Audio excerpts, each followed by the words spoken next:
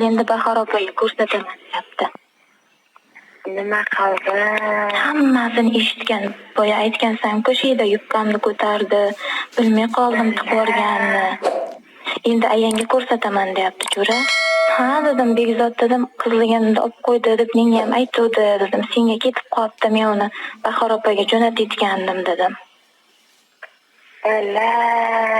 O'lding, sharmanda bo'lding. U aytdi, gruppaga tashiyman hozir dedi.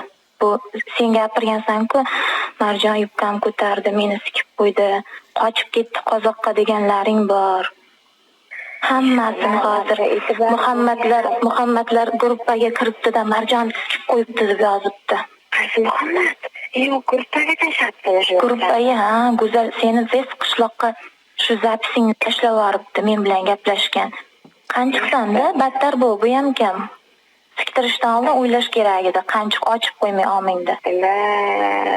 Hamma bildi seni qiz bola emasligingni, Marjon. Ayangga ham jo'nataman deyapti. Behruz aka nomerini so'rab yozib mendan.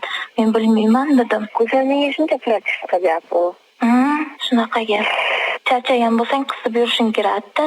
Begzodni qaydan topamiz endi? Marjon, Begzodni qo'ya tur hozir.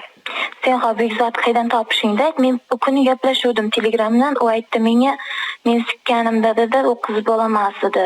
Mendan oldin u qizligini oldirib qo'ygan dedi. Keyin men kichkina Suhrobga yozdim. Suhrob dedim, shunaqa endi qizmidi dedim. Suhrob ham aytayapti, yo'q dedi, men sikib ko'rganimda qiz bola emas edi deyapti. Asl omini yettanshi. Qaysi biri o'zi seni qizligingda olgan? Begzodmi yo Suhrobmi? Begzod olgan. Begzod olgan bo'lsa Suhrob nima men sikkanimda qiz bola emas edi deyapti. Asl omini yetdi. Qaytib o'qib ketdingmi sendan?